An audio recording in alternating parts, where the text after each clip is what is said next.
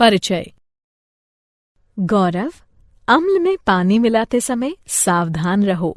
पानी मिलते समय अम्ल को हिलाते रहो। ऐसा क्यों मैम? मैं इन्हें सीधे सीधे क्यों नहीं मिला सकता? ऐसे तो बहुत समय लगेगा। हाँ, ये सच है कि इसमें समय लगेगा, किंतु तुम्हें इसे धीरे धीरे ही मिलाना चाहिए, अन्यथा तुम जल सकते हो। अरे हाँ, मुझे पात्र गर्म लग रहा है। ऐसा क्यों है मैम? बताती हूँ।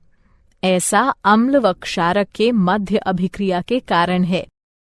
बच्चों, इस पाठ में हम अम्लों व क्षारकों के गुण धर्मों तथा लवणों के बारे में अध्ययन करेंगे।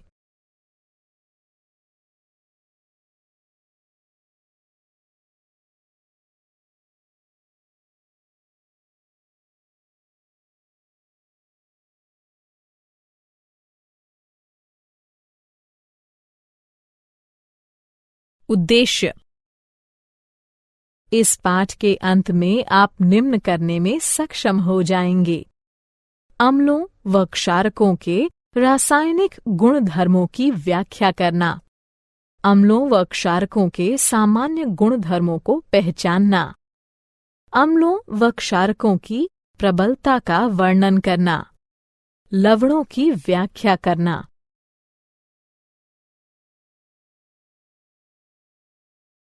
अम्लों व क्षारकों के रासायनिक गुण धर्म। अम्ल वह तत्व है जो पानी में मिलाए जाने पर हाइड्रोजन आयन उत्पन्न करता है, और क्षारक वह तत्व है जो पानी में मिलाए जाने पर हाइड्रोक्साइड आयन उत्पन्न करता है। अम्ल व क्षारक दोनों ही के रासायनिक गुणधर्म भिन्न भिन्न होते हैं। आइए इनके गुण धर्मों का अध्ययन करते हैं। अम्लों व क्षारकों के रासायनिक गुण धर्म कुछ इस प्रकार हैं। गंधीय सूचक। मान लीजिए आपको 4 रसायन दिए जाते हैं और अम्ल या क्षारक के रूप में उनकी पहचान करने को कहा जाता है। आप कैसे पहचानेंगे? आइए पता लगाते हैं। हमारे पास गंधीय सूचक है जो बताते हैं कि कोई तत्व विशेष गंध में परिवर्तन के कारण अम्ल या क्षारक है। इनका प्रयोग प्रयोगशालाओं में गंधीय अनुमापन नामक प्रक्रिया द्वारा यह देखने के लिए किया जाता है कि कोई विलयन अम्ल है या क्षारक। गंधीय सूचक इस सिद्धांत पर कार्य करते हैं कि जब कोई अम्ल या क्षारक किसी तत्व में मिलाया जाता है तो उसकी गंध का पता नहीं लगाया जा सकता। उदाहरणार्थ, लाल पत्ता गोभी का रस। इस द्रव का रंग नीला बैंगनी होता है, परंतु जब यह अम्लीय तत्वों के संपर्क में आता है तो लाल हो जाता है, और जब क्षारक के संपर्क में आता है तो हरा या कभी-कभी पीला हो जाता है।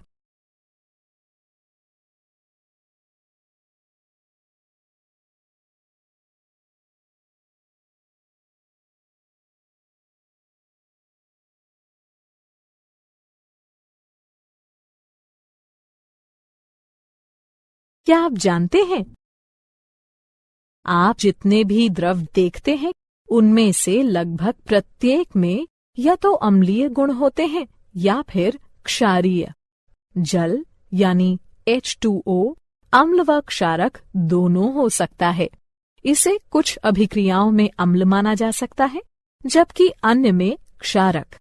जल अम्ल या क्षारक बनाने के लिए स्वयं के साथ भी अभिक्रिया कर सकता है।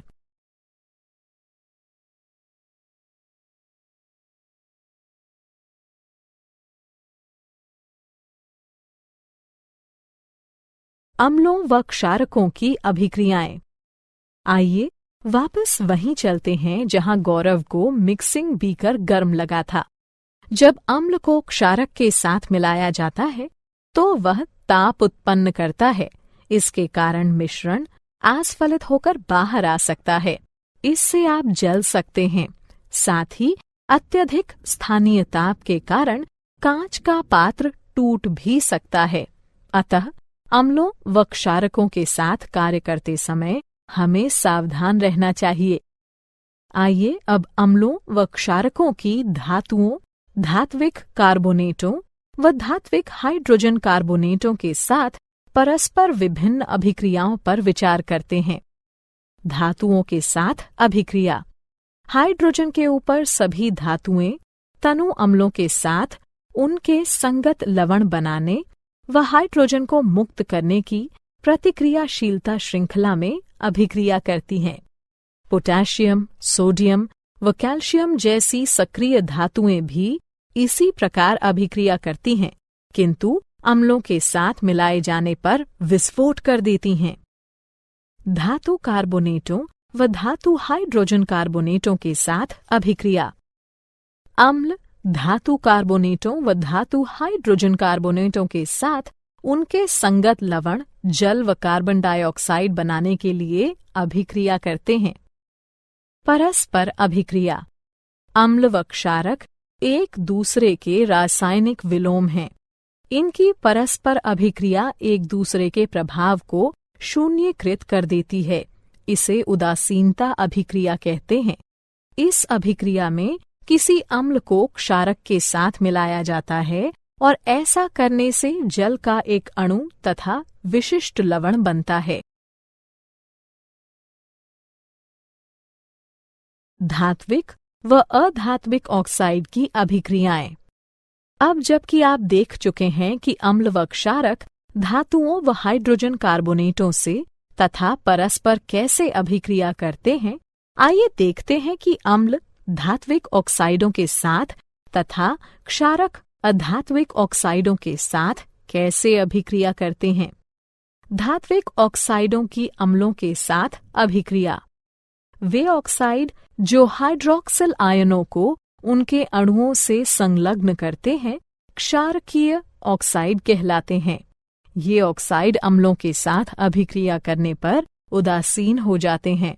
क्षारकीय हाइड्रोक्साइड अम्ल, लवण तथा जल उत्पन्न करने के लिए उदासीनीकरण अभिक्रिया करते हैं। अधात्विक ऑक्साइडों की क्षारकों के साथ अभिक्रिया। कैल्शियम हाइड्रोक्साइड की कार्बन डाइऑक्साइड के साथ अभिक्रिया लवण तथा जल उत्पन्न करती है। ये अभिक्रिया क्षारकों व अम्लों के मध्य होने वाली अभिक्रिया के समान है। इससे सिद्ध होता है कि अधात्विक ऑक्साइडों की प्रकृति अम्लीय होती है।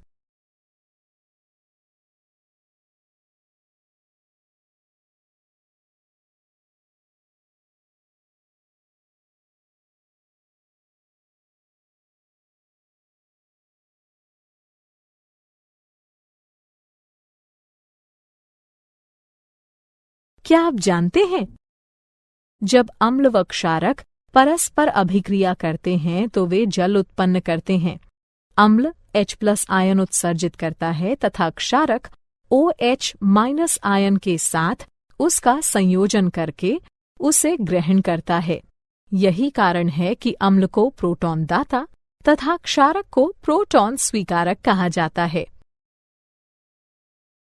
जल के साथ अभिक्रिया। जब अम्लों को किसी जलीय विलयन में मिलाया जाता है तो वे आयन उत्पन्न करते हैं। किसी अम्ल या क्षारक को जल में मिलाते समय आपको यह याद रखना चाहिए कि यह एक ऊष्माक्षेपी प्रक्रिया है। सांद्र अम्ल में जल मिलाते समय ध्यान रखिए कि उत्पन्न ताप मिश्रण को आस्फलित कर सकता है, जिससे आप जल भी सकते हैं। अत्यधिक स्थानीय ताप के कारण कांच का पात्र टूट भी सकता है। जब आप किसी अम्ल या क्षारक को पानी में मिलाते हैं तो प्रति इकाई आयतन के हिसाब से आयनों की सांद्रता घट जाती है। इस प्रक्रिया को तनुकरण कहते हैं और आपको तनु अम्ल या क्षारक प्राप्त होता है।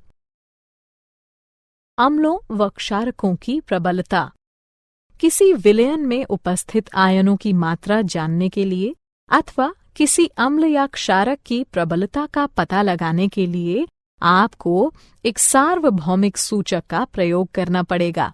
सार्वभौमिक सूचक अनेक सूचकों का मिश्रण होता है। यह किसी विलयन में हाइड्रोजन की विभिन्न सांद्रताओं को विभिन्न रंगों में प्रदर्शित करता है। एक पीएच पैमाना वो पैमाना होता है जिसके प्रयोग से हम किसी विलयन में हाइड्रोजन आयन की सांद्रता को माप सकते हैं। आप पीएच को 0 से माप सकते हैं, जो कि अत्यंत क्षारीयता का प्रतिनिधित्व करते हुए 14 तक अति अम्लता प्रदर्शित करता है। उदासीन तत्वों के पीएच का मान 7 होता है।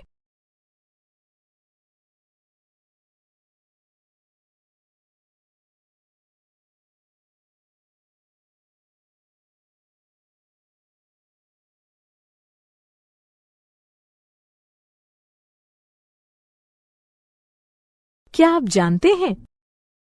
सभी अम्लों के गुण धर्म समान होते हैं। आप जानते हैं कि धातुओं के साथ अम्लों की अभिक्रिया कराए जाने पर हाइड्रोजन गैस उत्सर्जित होती है। इससे सिद्ध होता है कि हाइड्रोजन सभी अम्लों में विद्यमान है। तथापि आपको ये पता लगाना होगा कि क्या हाइड्रोजन रखने वाले सभी तत्वों में अम्लीय गुण धर्म पाए जाते हैं।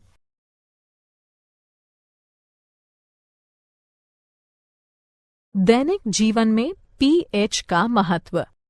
आइए अपने दैनिक जीवन के कुछ ऐसे उदाहरणों को देखते हैं जहां पीएच एक महत्वपूर्ण भूमिका निभाता है। मृदा या मृदा अभिक्रिया का पीएच मृदा की अम्लता अथवा खारापन बताता है। इसे पीएच इकाइयों में मापा जाता है।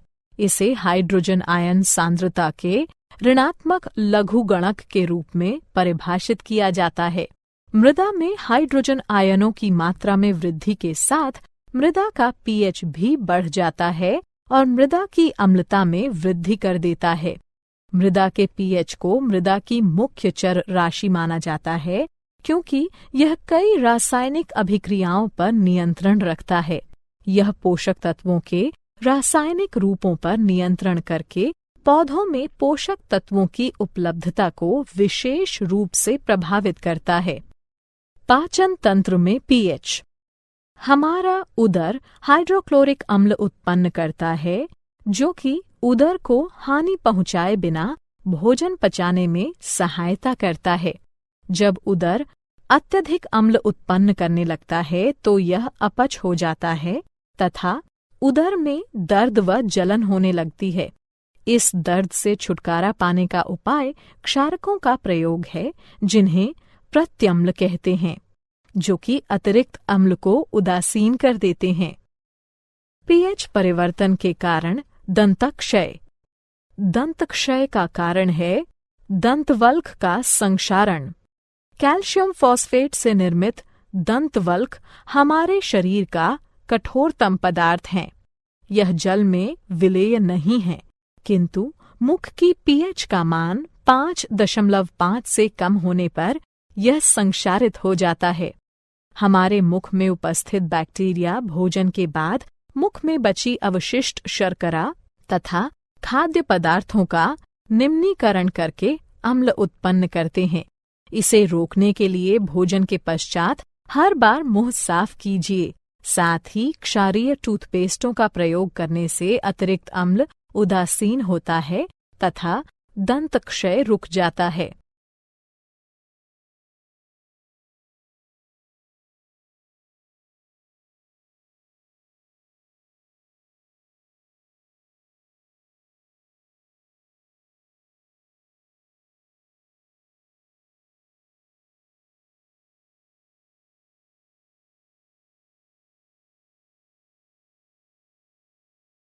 क्या आप जानते हैं?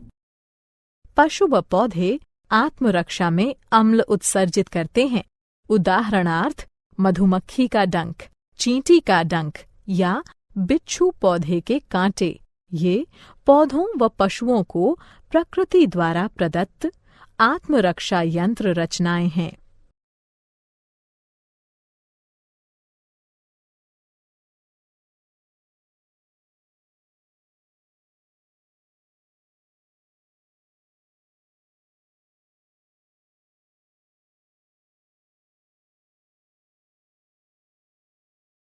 लवण परिवार। लवण अम्लों व क्षारकों के मध्य अभिक्रिया से निर्मित होते हैं। जब अम्ल का H+ आयन धातु या अमोनियम के आयन से बदला जाता है, तब लवण बनते हैं। एक जैसे ऋणात्मक या धनात्मक मूलक एक ही परिवार के कहलाते हैं। उदाहरणार्थ NaCl व Na2SO4 सोडियम लवणों के परिवार से हैं। इसी प्रकार NaCl व KCl क्लोराइड लवणों के परिवार से हैं।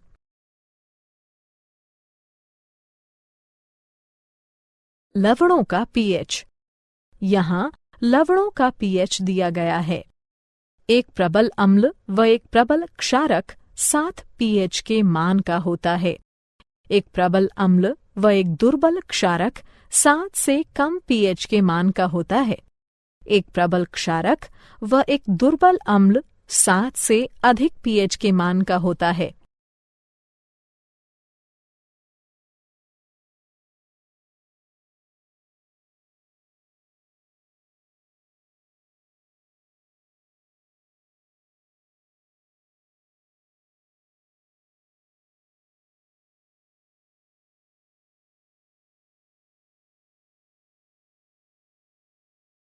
सामान्य लवणों से मिलने वाले रसायन। लवणों से प्राप्त होने वाले कुछ रसायन निम्नलिखित हैं। सामान्य नमक। सामान्य नमक, जिसका रासायनिक नाम सोडियम क्लोराइड है, एक आयनीय यौगिक है और इसका सूत्र NaCl है। इसी के कारण समुद्र का जल खारा होता है। खाद्य नमक का मुख्य अवयव होने के नाते यह एक मसाले व खाद्य परीक्षक के तौर पर सामान्यतः प्रयोग में लाया जाता है। Sodium hydroxide. सामान्यतः कास्टिक सोडे के नाम से पहचाने जाने वाले सोडियम हाइड्रोक्साइड का आणविक सूत्र NaOH है। यह एक उच्च प्रदाहक धात्विक क्षारक है जो कि तृणशय्या, पपड़ी, दाने तथा 50% संतृप्त विलयन के रूप में पाया जाता है। यह जल, इथेनॉल व मीथेनॉल में विलेय है।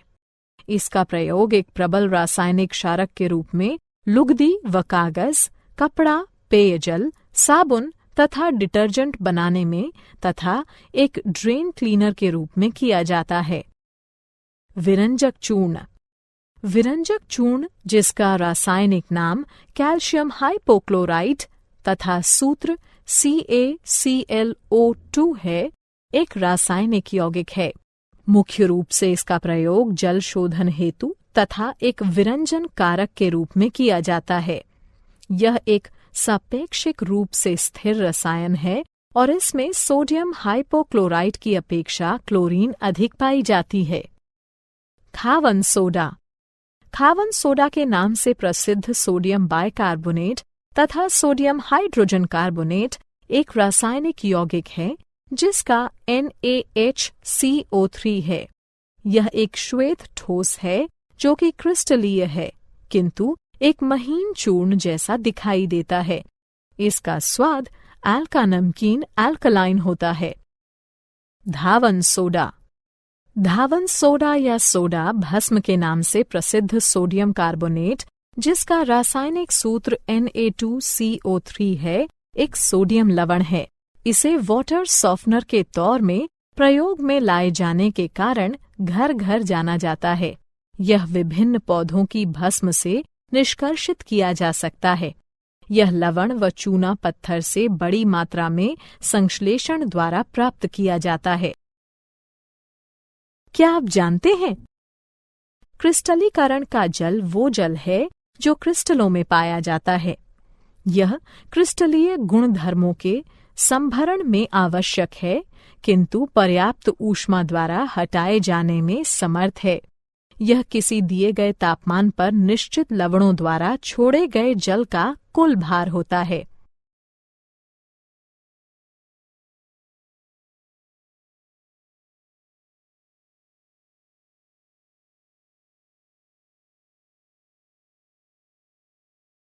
सारांश। आइए हमने जो कुछ सीखा है उसे संक्षेप में दोहराएं। अम्ल वो पदार्थ है जो जल में मिलाए जाने पर हाइड्रोजन आयन उत्पन्न करता है, जबकि क्षारक वो पदार्थ है जो जल में मिलाए जाने पर हाइड्रोक्साइड आयन उत्पन्न करता है। गंधीय सूचक पदार्थ विशेष की गंध में परिवर्तन के द्वारा ये बताते हैं कि वह पदार्थ अम्ल है या क्षारक। आप जो भी द्रव देखते हैं उसमें या तो अम्लीय लक्षण होंगे या फिर क्षारकीय। हाइड्रोजन से ऊपर सभी धातुएं अपने अपने लवण बनाने व हाइड्रोजन को मुक्त करने के लिए अभिक्रियाशीलता श्रृंखला में तनु अम्लों के साथ प्रतिक्रिया करती हैं।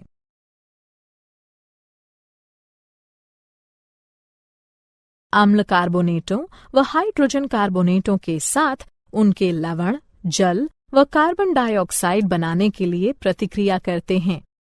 अम्ल व क्षारक एक दूसरे के रासायनिक विलोम हैं। अम्लों को जब जलीय विलयन में मिलाया जाता है तो वे आयन उत्पन्न करते हैं। pH स्केल किसी मिश्रण में हाइड्रोजन आयन सांद्रता मापने का पैमाना है। लवण अम्लों व क्षारकों के मध्य अभिक्रिया के कारण उत्पन्न होते हैं।